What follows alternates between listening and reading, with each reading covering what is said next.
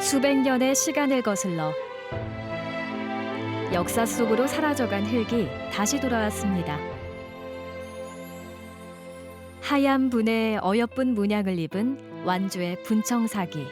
우리나라에 이렇게 훌륭한 도자기, 특히 이제 분청사기를 계승 발전시키고 전승해야 된다는 좀 나름대로 좀 소명감과 사명감이 있고요.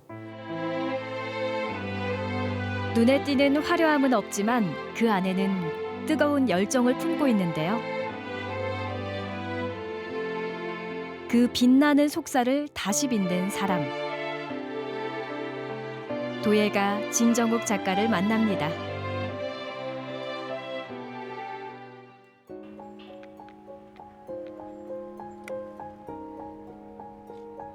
도심 곳곳 어디서나 전통 문화를 접할 수 있는 도시 전주.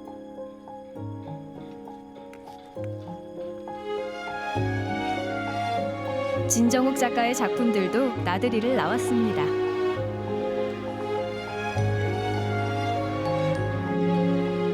한 품에 들어오지 않을 정도로 큰 대작들이 자연조명 가득한 거리 전시장에서 자태를 뽐내는데요.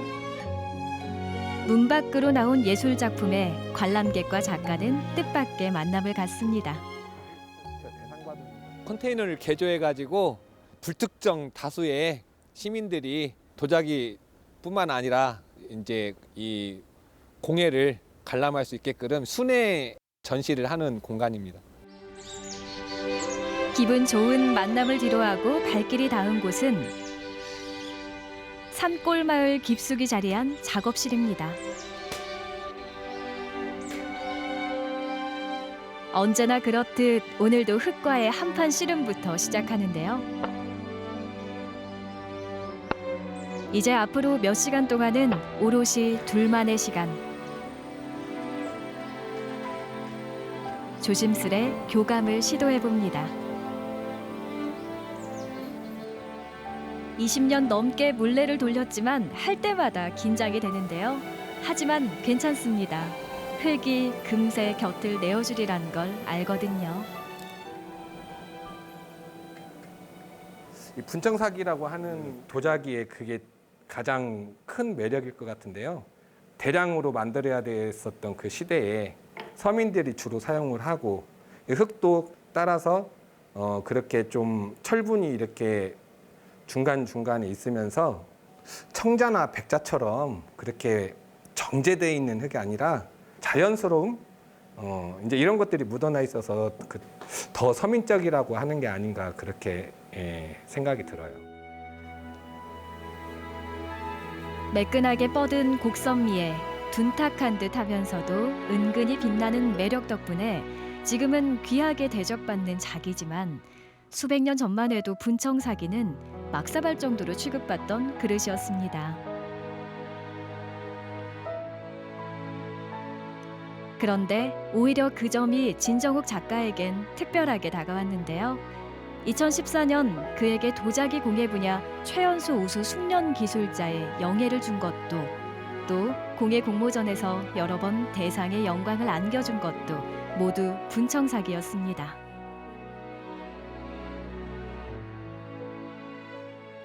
대학에 가서 이제 도자기를 접하는 과정에서 가장 편안하게 이렇게 다가왔던 그런 도자기였기 때문에 지금까지도 그 도자기를 계속 이어서 해오고 있는 것 같아요. 분청사기를 만났기 때문에 어쩌면 흙 만지는 일이 그에겐 운명이 됐는지도 모를 일입니다.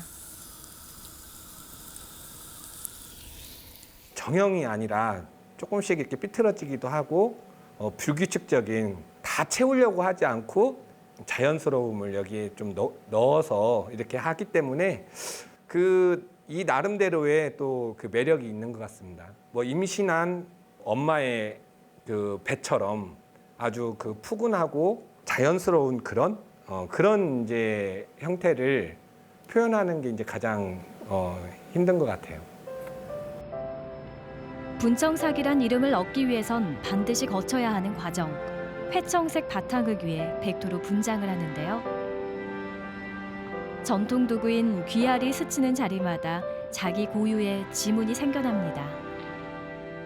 귀알문이라고 하는 기법인데요. 거친 붓으로 속도감 있게 그 분을 바름으로써 어쩔 때는 대담하게, 어쩔 때는 소박하게 그 당시에 도공들이 그 도자기를 만드는 과정에서 그 자유가 가미가 되지 않았나 싶어요.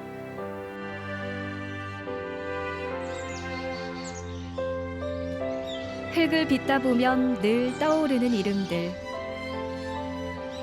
그들이 남긴 흔적을 만나러 왔습니다. 이곳 국립전주박물관은 전북 지역에서 출토된 조선시대 분청사기들이 보관돼 있는데요.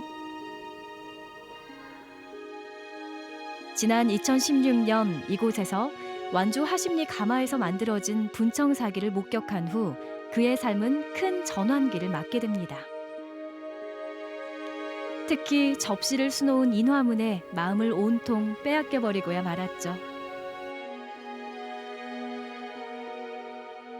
도공 스스로 이렇게 혼자 형태를 만들고 장식을 하고 불을 떼고 이런 여러 가지 일을 했을 텐데 어떻게 이렇게 아름다운 도자기가 만들어졌을까. 여기 와가지고 이렇게 작품들을 보면 저 나름대로 또 영감을 얻게 되는 그런 기회가 되는 것 같아서 자주 와서 찾아보게 되는 것 같습니다. 그렇게 널쩍한 크기의 발이나 찻잔, 달 항아리를 주로 빚어오던 그가 인화문 접시를 만들기 시작한 건 지난 2018년부터.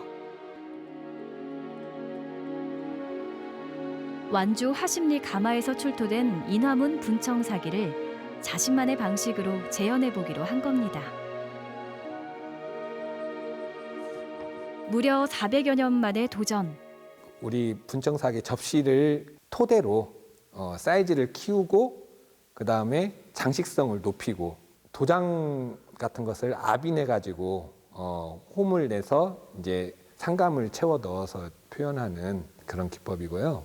뭐 예전에는 작은 접시 뭐 그런 용도였다고 치면 저는 이제 사이즈를 크기를 뭐 1m 이상 키워서 거기 안에 회화에서 많이 쓰여지는 그런 문자도 같은 것을 거기에다가 하나의 문자의 개념 그리고 그 관람객에게 주는 또 다른 의미를 좀 표현을 하고 싶었어요.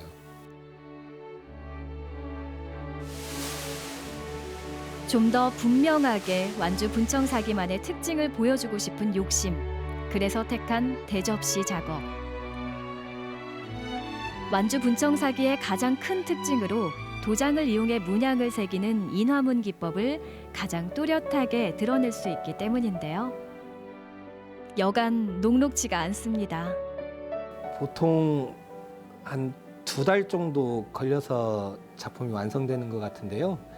하다 보면 이렇게 도장을 하나하나 이렇게 찍어서 한 작품의 도장에 그 찍히는 수가 수백 개, 수천 개가 되는 지금 작업들이거든요. 그래서 어떨 때는 손에 도장을 찍으면서 멍도 들고 저와의 그 뭐 이게 싸움이 아닌가 생각이 들어요. 빼곡하게 들어찬 꽃들 속으로 마치 햇살과도 같은 백토가 스며듭니다. 꽃 한 송이 피우는 일처럼 온갖 정성과 애정, 보살핌이 필요한 분청사기 인화문 대접시. 자연이 그러하듯 도자기도 거짓말을 하지 않는 법이죠. 작가의 노력과 고민이 깊었던 만큼 더 곱고 단아하게 상감 인화문이 활짝 꽃을 피워냅니다.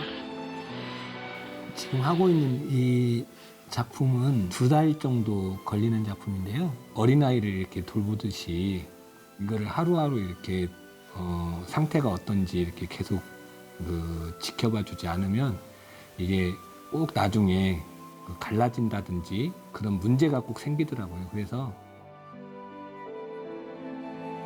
금지오겹으로 빚어낸 분청사기 인화문 대접시. 마지막 인고의 시간이 돌아왔습니다.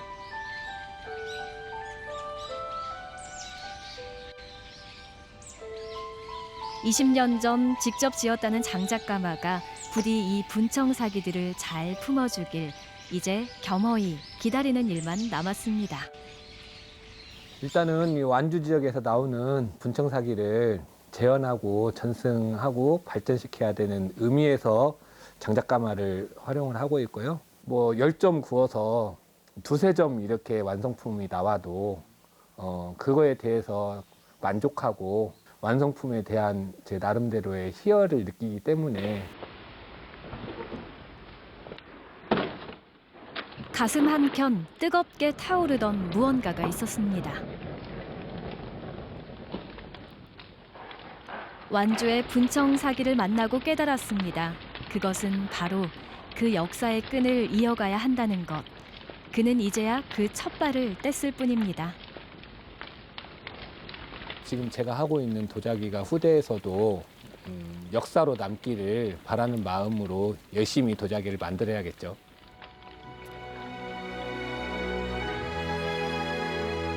400여 년 전 전북 완주에서 만들어진 인화문 분청 사기를 다시 빚는 도예가 진정욱. 소박한 아름다움 속 조선 도공들의 뜨거운 삶이 그의 물레 위에서 새롭게 태어나고 있습니다.